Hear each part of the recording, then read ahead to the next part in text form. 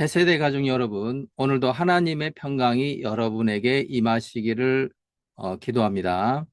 오늘은 바로 태극기 세력 광화문 또는 세이브 코리아 이런 부분에 대해서 하나님께 응답받은 부분에 대해서 좀 나누도록 하겠습니다. 이것은 전에도 말씀드렸지만은 지극히 제 개인적인 응답이니까요. 뭐 그 어떤 교리나 뭐 어떤 뭐 직통계시나 뭐 이런 부분이라고 생각하지 마시고 참고로 또 각자 이렇게 판단하에서 참고하시면 될 것 같습니다. 제 개인은 이렇게 받았습니다. 그 전에 제가 말씀드린 대로 정가훈 목사님이 이제 또 어떤 분이신지 또 앞으로 어떻게 될 것인지에 대해서 또 직접 하나님께 물어봤을 때 또 저한테 대답해 주신 그런 부분들을 또 나눠봤습니다. 물론 이 부분들이 실질적으로 세월이 지나가니까 진짜 구속이 되어지고 그리고 또한 또 이렇게 에, 어떤 정강훈 목사님의 또 어떤 그 재물에 대한 부분들은 제가 이런 말씀 받고 나서 한 달 후인가 이렇게 그 금전 관련해서 또 벌금형을 받으시더라고요. 이런 부분들이 실질적으로는 하나님께서는 다 알고 계시고 그리고 또한 이런 저한테 주시는 이런 말씀을 통해서 하나님께서 앞으로 될 일에 대해서 또 이야기를 해주시고 계시구나라는 부분에 대해서 좀 알 수가 있었습니다. 특히 그 정강훈 목사님의 지지 세력인 태극기 세력 그리고 또 한 또 축이 있죠. 또 세이브 코리아. 뭐 저는 뭐 사실 뭐 이 두 세력들 두 큰 집회에 뭐 제대로 뭐 참석하지 못하고 그리고 또한 또 전 저대로 또 받은 소명이기 때문에 또 전 저대로 또 나라를 위하는 마음으로 계속 뭐 금식도 하고 기도도 하고 뭐 또 사람들하고 모여서 같이 중보도 기도하고 물론 줌으로 또 이렇게 온라인으로 이렇게 주로 했었죠. 그런 활동을 해왔습니다. 그래서 태극기 세력에 대해서 이제 또 먼저 하나님께서 주신 부분에 대해서 나누도록 하겠습니다. 이 부분은 저의 어떤 생각이나 뭐 견해가 아니고요. 그냥 받은 말씀을 나누는 간증이니까 참고로 하시면 좋을 것 같습니다. 시편 12장 8절 말씀하고 여호수아 12장 16절 마태복음 14장 8절 말씀을 태극기 이런 광화문 세력에 대해서 말씀해 주셨습니다. 이 태극기 세력 또 광화문 세력에 대해서 제가 기도한 부분들은 이분들이 정말 어, 그 나라를 위해서 눈이 오나 비가 오나 몇 년째 나와서 태극기 흔들고 그리고 또한 정말 그 국가를 위해서 헌신하는 부분들이 있었습니다. 그리고 또한 그러한 어떤 주로 이제 나이 드신 분들이 많으셨는데요. 뭐 처음엔 젊은이들이 뭐 그 부분에 대해서 좀 비웃었죠. 그러나 몇 년 동안 그렇게 일관성 있게 하는 부분을 보고 드디어 이제 젊은이 분들이 또 감동을 되고 그리고 또한 그 진정성을 알게 되어서 이제 광화문에 어마어마한 사람들이 결집하고 그리고 또한 거기에서 뭔가 의사 표현하면서 또 여러 가지 항고도 하고 뭐 그랬던 부분이 또 그동안의 어떤 광화문 집회의 어떤 여러 가지 사실 정황들이었습니다. 자, 그렇게 어떤 진정성이 있었기 때문에 또 나라를 뜨겁게 위하는 마음이 있었기 때문에 그 눈이 오나 비가 오나 그렇게 했던 부분이라고 저는 그렇게 이해하고 있고요. 뭐 거기에서 뭐 개인적인 득을 얻으려고 하거나 뭐 그러시려고 그 어떤 광화문에 각각 개인들이 또 나의 연로하신 분들이 그렇게 가지는 않았다고 저는 생각되어집니다. 자, 시편 12장 8편 말씀에는 비열함이 인생 중에 높임을 받는 때에 악인들이 곳곳에서 날뛰는도다.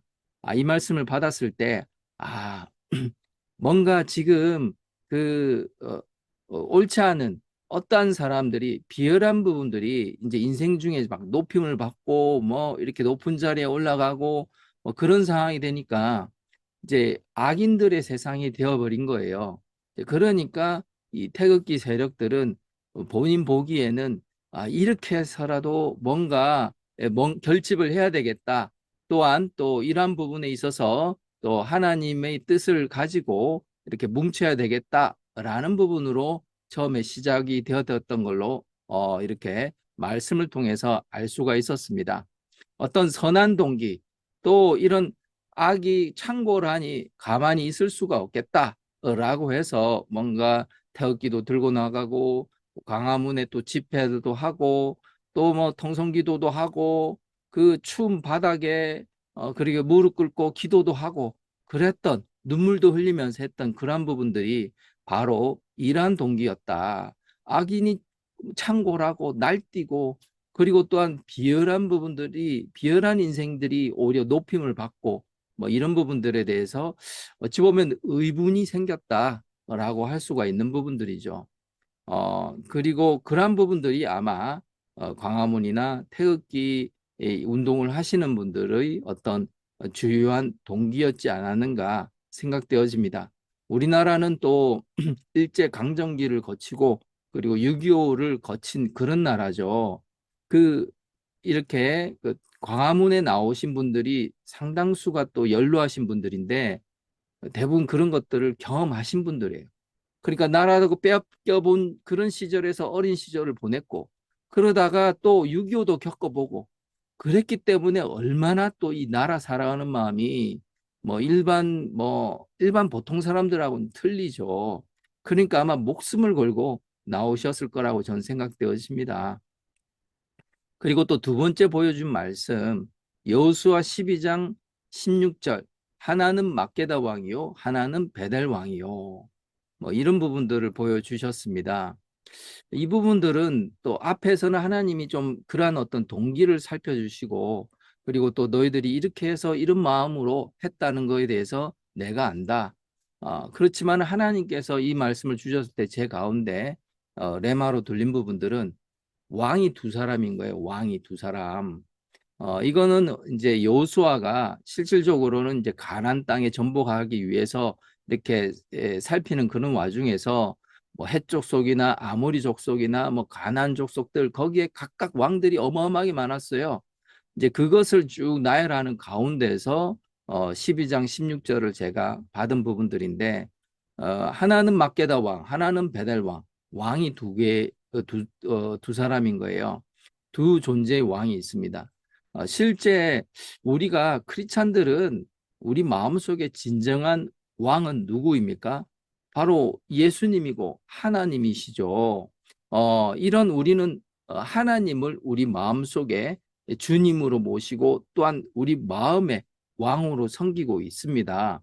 그러나 이런 부분들이 이 의문으로 일어난 부분들이 계속 지속되다 보니까 또 그걸 또 이렇게 정치인들이나 또 역시 어떤 집회에 주도하는 어떤 세력들이 이렇게 본인의 어떤 여러 가지 우상화나 또는 뭔가 뭐 특히 이제 뭐윤 대통령 뭐 이런 부분들을 또 굉장히 또 우리 태극기 세력들은 또 어찌 보면은 알게 모르게 이제 하나님보다 물론 그렇진 않겠지만은 뭐 거의 뭐 비슷하게 왜냐하면 지금 하나는 막게다 왕이요 하나는 베들 왕이요 저한테는 사람들이 그 윤 대통령의 비중을 거의 그 하나님하고 거의 같은 비중으로 마음속에 두고 있고 윤 대통령이 잡혀가도 기도하고 지금까지도 윤 대통령이 무죄로 풀려나기를 기도하고 있는 이제 그런 분들이 바로 태극기 또 광화문 세력들이라고 볼 수가 있습니다. 하나님 보시기에는 그 동기는 충분히 아는데 하나님의 마음은 저는 이제 하나님 마음이 어떠신지를 계속 묻는 거니까 하나님 마음은 이런 부분들입니다. 어, 그 질투의 하나님이시고 나 외 다른 부분들에 대해서 이렇게 섬기고 쫓아가고 열광하고 그리고 또한 뭔가 거기에 하나님 이상으로 뭔가 시간과 마음을 뺏기는 부분에 대해서 하나님은 굉장히 질투하고 계신다라는 부분들입니다. 이 부분은 우리가 좀 미처 생각해 보지 못했던 부분들이에요. 왜냐? 그동안 우리의 태극기나 광화문 세력은 우리의 어떤 정당성이나 뭐 상대편의 어떤 여러 가지 죄악들, 잘못에 대해서 의문을 품고 뭔가 들고 일어나는 것에다가 초점을 맞췄고, 그리고 또한 이런 어떤 뭐 구속이 되고 또 기타 여러 가지 감옥에 가게 되는 어떤 재판도 이렇게 지금 사형까지 받았잖아요. 구형을 그렇게 받았지만은 그런 윤 대통령에게 너무 모든 것들이 이렇게 집중되어 있다라는 부분들, 그것은 하나님 마음에서는 어 뭐랄까, 이제 내가 더 중요하다라는 부분들을 좀 더 말씀해 주고 계신다는 것은 그것을 이 말씀을 통해서 알게 되었습니다.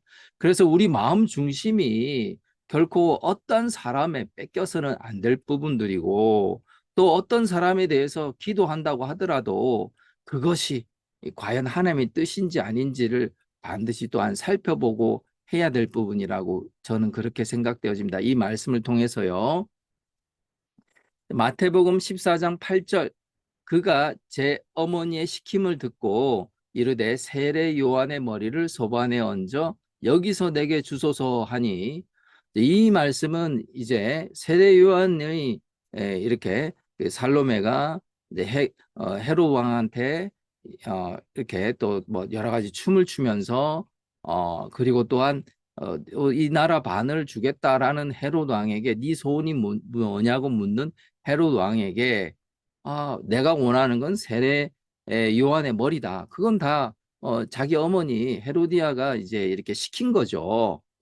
그렇게 해서 결국은 세례 요한을 이렇게 목을 자르게 되는, 사실 헤롯은 그렇게 죽이긴 싫었어요. 감옥은 가뒀지만은 그랬는데 결국은 이런 어떤 그 꼬임을 받고 이렇게 목을 자르는 그러한 부분들을 보여주셨어요. 이것은 무엇이냐? 제 가운데서는 느껴지는 어떤 레마의 어떤 말씀은, 우리가 지금 구하는 것이 실질적으로는 잘못 구하고 있구나. 우리가 하나님께 뭐든지 달라고 구하고 뭐 이런 부분들이 다 이루어지기를 바라고 있지만은 그것이 사실은 어, 우리 뜻대로 되는 것이 아니라, 하나님은 우리의 기도와 상관없이 사실은 하나님은 하나님 일을 하고 계십니다. 태극기 세력, 광화문 세력이 그렇게 기도했지만은 윤 대통령은 탄핵이 되었고요. 미리 또 저는 그 계엄 다음 날에 탄핵이 되고 실제 박근혜와 똑같은 그런 모형을 따라가게 된다. 박근혜 전 대통령. 결국 임기 내내 문 대통령 정권 내내 감옥에 있지 않습니까?